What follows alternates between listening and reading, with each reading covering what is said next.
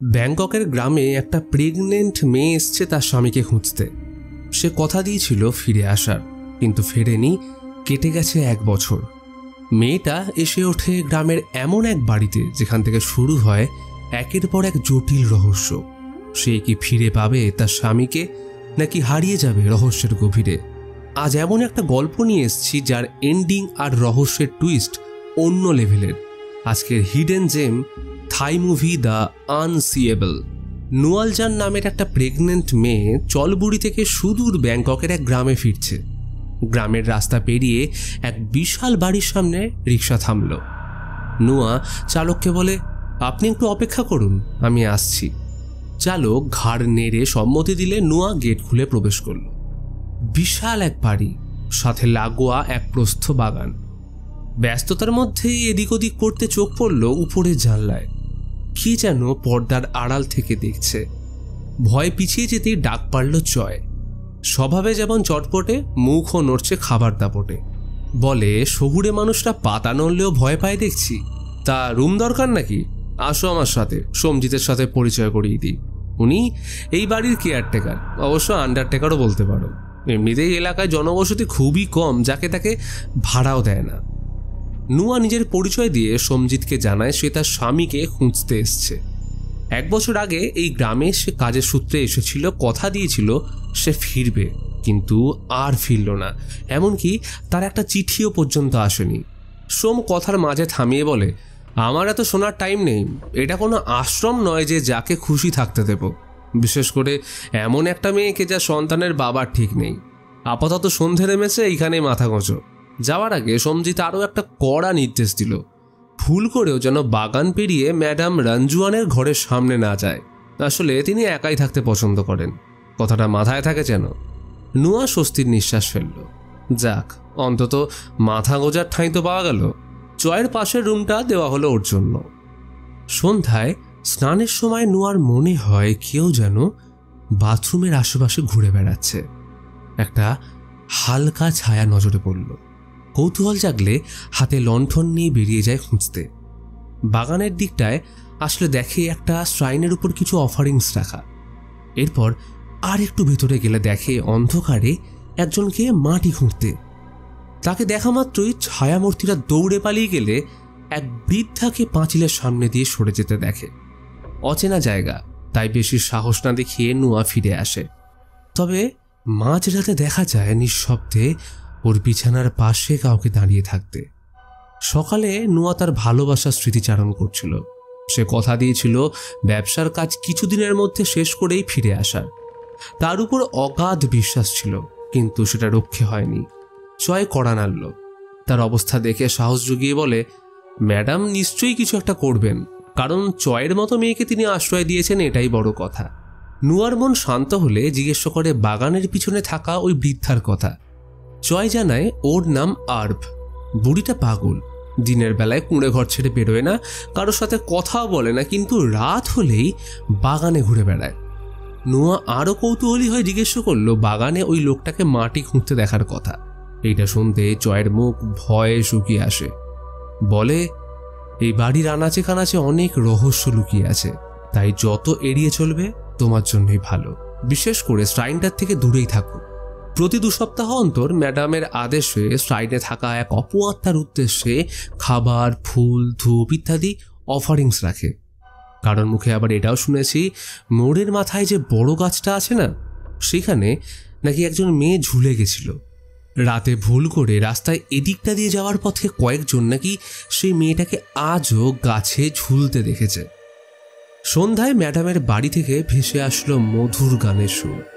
এই সুর নুয়ার খুব চেনা, আর হবে নাই বা কেন।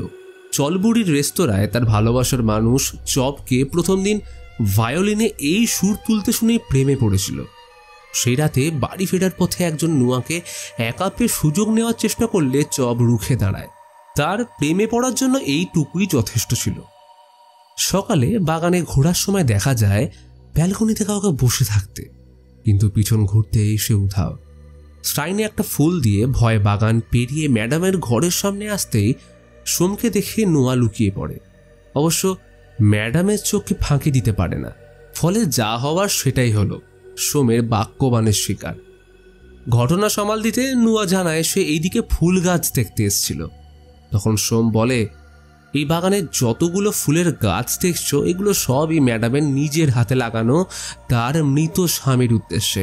তিনি প্রতিদিন এগুলো যত্ন করতেন, কারণ বিশ্বাস ছিল তার ভালোবাসা একদিন ঠিকই ফিরে আসবে, কারণ তিনি কোনোদিন সত্যিটা মানতেই পারেননি। তবে এগুলো নুয়াকে বলার একটাই কারণ, বাইরের কারোর থেকে ভুলভাল শুনে যেন গুজব না রটায়। হঠাৎ সোম জিজ্ঞেস করলো, আচ্ছা নুয়া, তুমি ভূতে বিশ্বাস করো? ঘাড় নেড়ে অসম্মতি জানালে সোম বলল, সবই বিশ্বাস অবিশ্বাসের খেলা। সে এইখানে একদম ছোট থেকে আছে। এই জায়গা সম্পর্কে যা কিছু দেখেছি বা শুনেছি, এরপর ভূতে বিশ্বাস না করে থাকা যায়নি। তারা সারাক্ষণ আমাদের সাথে প্রতিটা জায়গায় আছে, হয়তো এখনো আমাদের কথা শুনছে। তাই রাতে এদিক ওদিক ঘুরে বেরিও না। সোম চলে যেতেই নুয়া শুনতে পেল আবার সেই মাটি কাটার শব্দ, কিন্তু এইবারে আর সেদিকে যাওয়ার সাহস হলো না। সন্ধ্যায় জয়ের সাথে ম্যাডাম আর সোমের ব্যাপারেই কথা হচ্ছিল। জয় মজা করে বলে, ওই মানুষটার কথাই কেউ বিশ্বাস করে? লণ্ঠন আর গলা অবধি ড্রেস পরে সারাক্ষণ ঘুরে বেরিয়ে কি যে ভূত নিয়ে গল্প শোনায় কে জানে।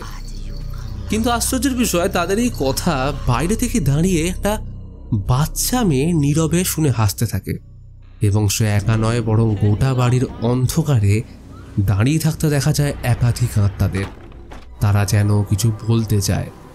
মাঝরাতে আচমকা দরজায় আওয়াজ শুনে ঘুম ভাঙল নুয়ার। দেখে মশারির বাইরে একটা বাচ্চা মেয়ে বসে খেলছে।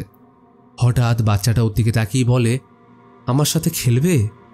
নুয়া ওকে ধরতে গেলে বাচ্চাটা পালিয়ে একটা তালাবন্ধ অ্যান্টিক রুমের সামনে এলেও নুয়া সেখানে কাউকে দেখতে পায় না। বাচ্চাটা যেন কর্পূরের মতো উবে গেল।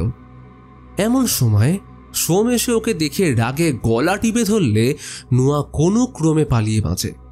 এই ঘটনার পর ও সিদ্ধান্ত নেয় এক মুহূর্ত এখানে থাকবে না, তাই সকাল হতেই ব্যাগ গুছিয়ে বেরিয়ে যেতে চায়। তখন জয় ওকে শান্ত করতে গেলে আচমকা নুয়ার লেবার পেন ওঠে এবং সে কোনো ক্রমে জয়ের সহায়তায় বাচ্চা প্রসব করে। অতঃপর তাকে বিশ্রাম নিতে বলে জয় বাচ্চাটা নাড়ি নিয়ে চলে যায় সেটাকে মাটির পাত্রে ভরে মাটিতে পুঁততে। কারণ এখানে প্রচলিত আছে সদ্যজাত বাচ্চার নাড়ি যেখানে সেখানে ফেললে পিশাচ সেটা খেতে আসে, যেটা অশুভ। তো এরপর জয় বেরিয়ে গেলে সেই পাগল বুড়িটাকে দেখা যায় নুয়ার উপর নজর রাখতে।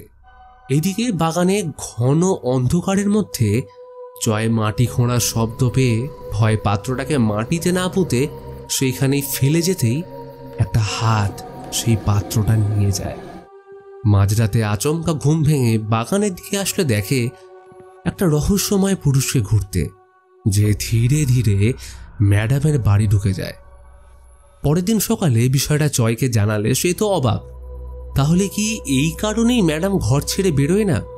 এরপর জয় ওকে একটা গুজবের ব্যাপারে জানায়, যে লোকে বলতো ম্যাডাম নাকি যতটা সুন্দরী ছিলেন ঠিক ততটাই সুদর্শন ছিল তার স্বামী। ম্যাডাম তাকে নিজের জীবনের থেকেও বেশি ভালোবাসতেন, কিন্তু সে মারা যাওয়ার পর ওনার মধ্যে এক অদ্ভুত পরিবর্তন আসে। তিনি বাড়ির মধ্যে নিজেকে বন্দি করে ফেলেন, কিন্তু লোকে বলে ম্যাডাম নাকি তার বেডরুমে একজন সিক্রেট লাভারকে লুকিয়ে রেখেছে। মাঝের মধ্যেই কান পাতলে হাওয়ার ফিসফিসানির মতো শোনা যায় ম্যাডামের মর্নিং সাউন্ড। এদিকে সোম অ্যান্টিক রুম থেকে বেরিয়ে দরজা লক করেই দৌড় লাগায় ম্যাডামের কাছে, ডেকেছে বলে কথা। অন্যদিকে জয় হন্তদন্ত হয়ে এসে দেখায় যে বাচ্চাটা ডাইপারে লেগে রক্ত। বলে নাকি পিশাচ যদি কোনো বাচ্চার নারীর স্বাদ পেয়ে থাকে তাহলে সে তার কাপড়ে মুখ মুছে যায়। জয়ের সন্দেহ ওই বুড়িটা নিশ্চয়ই পিশাচ, কিন্তু নুয়া তেমন গুরুত্ব দেয় না। পরের দিন সোম জানায় ম্যাডাম এখনই নুয়া এবং তার বাচ্চাকে দেখতে চেয়েছেন, তাই ম্যাডামের বাড়ি গেলে নুয়াকে বাইরে অপেক্ষা করতে বলে বাচ্চাটাকে কোলে নিয়ে ম্যাডাম বলল, একজন নারীর কাছে তার ভালোবাসার মানুষকে হারিয়ে ফেলার থেকেও কষ্টকর হলো ভালোবাসার উপর থেকে বিশ্বাস উঠে যাওয়া। তবে নুয়াকে বাচ্চার মা হতে দেখে তার হিংসে হচ্ছে, কারণ সবার ভাগ্যে এই সুখ জোটে না। তাই আদেশ দেয় প্রতিদিন বাচ্চাটাকে তার কাছে নিয়ে আসার। সেই মতো সম্মতি দিয়ে বেরোতে গেলে দরজা লাগানোর সময় আচমকা নুয়া খেয়াল করে বেডরুমে একজন পুরুষকে, কিন্তু কিছু বলার সুযোগ পায় না। একটা রহস্যময় হাত রঞ্জুয়ানের শরীর স্পর্শ করছে। সেই রহস্যময় ছায়ামূর্তির আলতো উষ্ণ ছোঁয়ায় হারিয়ে যায় রঞ্জুয়ান। সেদিন মাঝরাতে দরজায় কড়া নাড়ল জয়। সে ভয় এসেছে ওর সাথে আজ শোবে বলে, কারণ বুড়িমার ঘর থেকে নাকি অদ্ভুত সব আওয়াজ আসছে। তার সেই এক কথা, বুড়িটা নাকি পিশাচ। তাই নুয়া এক প্রকার বিরক্ত হয়ে একাই চলে যায় ওকে দেখতে। ভয় কোনো মতে দরজা খুলে প্রবেশ করতে গেলে দেখতে পেল সেই বাচ্চাটাকে। নুয়া একভাবে তাকিয়ে ওর কাণ্ড দেখছে। হঠাৎ বাচ্চাটা বলে, আমার সাথে খেলবে? সাথে সাথেই দৌড়। নুয়া পিছু করলেও ধরতে পারে না।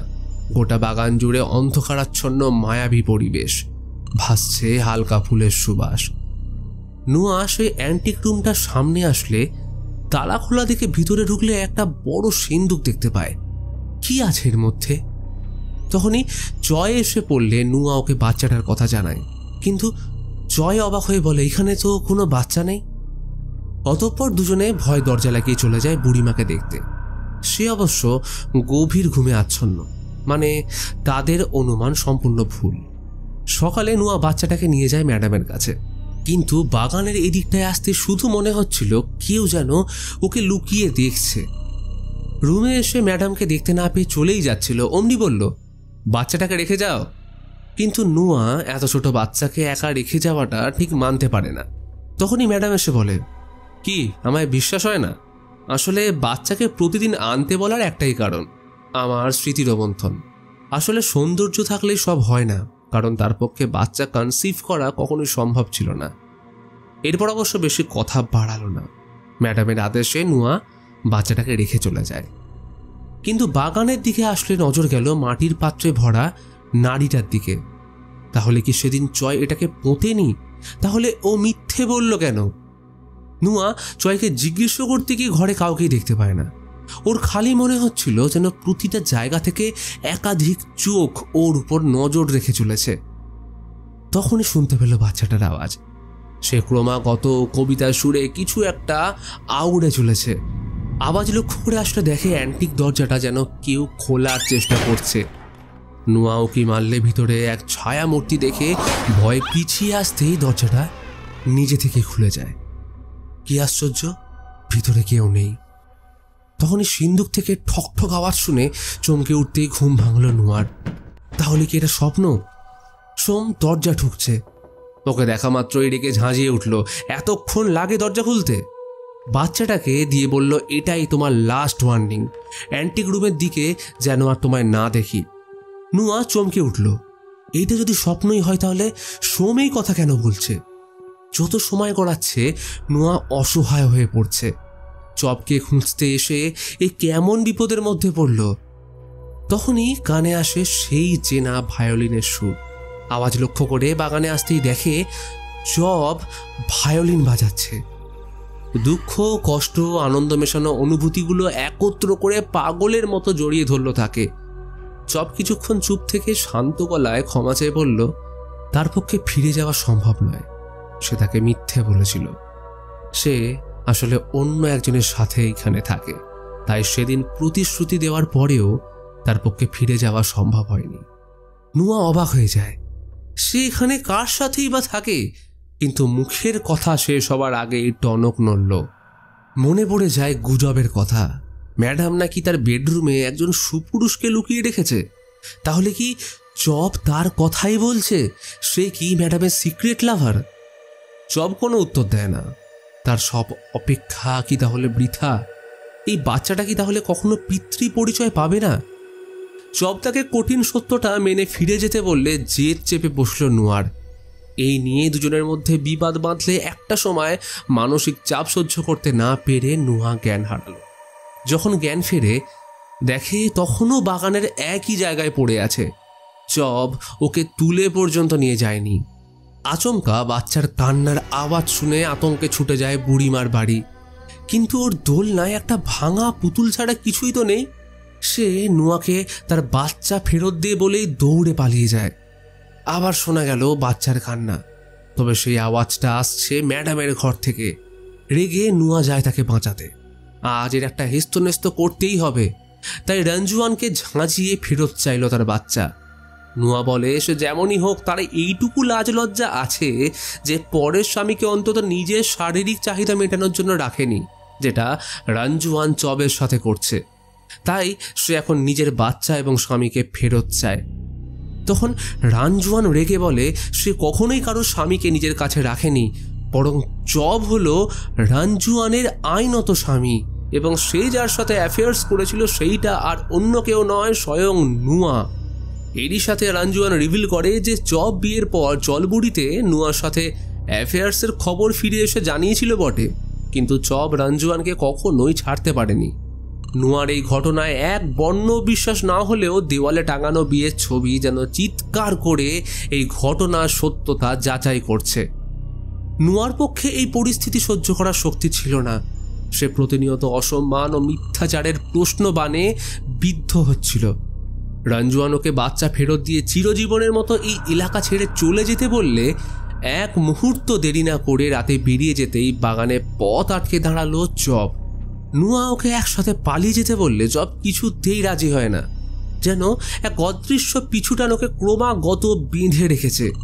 চবের মুখে একটাই কথা, আমার অনেক কাজ বাকি, আমার পক্ষে যাওয়া সম্ভব নয়। এই বলে আচমকা কোদাল হাতে মাটি কোপাতে গেলে নুয়া ভীষণ অবাক হয়ে যায়, কারণ এতদিন সে যাকে মাটি খুঁড়তে দেখত সে আর অন্য কেউ নয়, চব নিজে। এবং এরই সাথে রিভিল হয় একটা বিশাল টুইস্ট। জলবুড়িতে নুয়াকে ফিরে আসার প্রতিশ্রুতি দিয়ে বাড়ি ফিরলে চব সবার আগে রঞ্জুয়ানের কাছে আসে, প্রস্তাব রাখে ডিভোর্সের। কারণ রঞ্জুয়ানের সাথে তার সম্পর্ক একদম ভালো ছিল না, এক প্রকার জোর করে রঞ্জুয়ান তাকে বিয়ে করেছিল। সে প্রতিটা সময় নিজের কথা ভাবত, কার কি আসে যায় সেটা কখনোই ম্যাটার করতো না। মা হওয়ার অক্ষমতার কারণে নয়, বরং এই ক্রিটিক্যাল ও স্বার্থপর স্বভাবের জন্য চব অনেক দিন ধরেই চাইতো সম্পর্ক বিচ্ছেদ করতে।